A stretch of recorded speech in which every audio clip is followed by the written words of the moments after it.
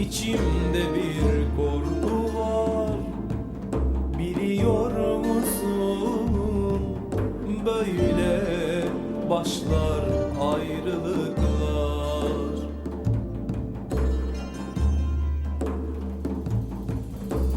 Gel biraz kokumu bırak, baharımı al, soğuktur baralar.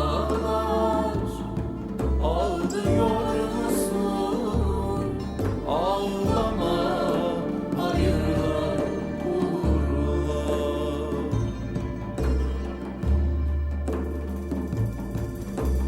Gurbete giden döner dönmez mi belli değil, bilirim.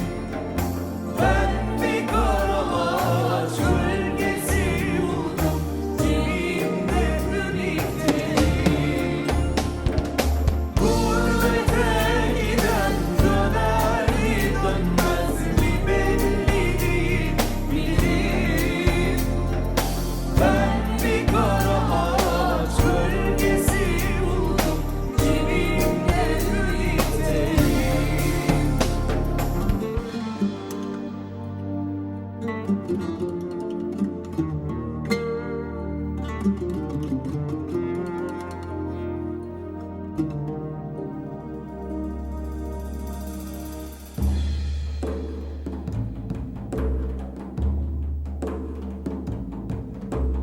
Yar, gidiyor musun?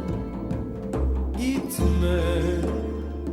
İçimde bir korku var, biliyor musun?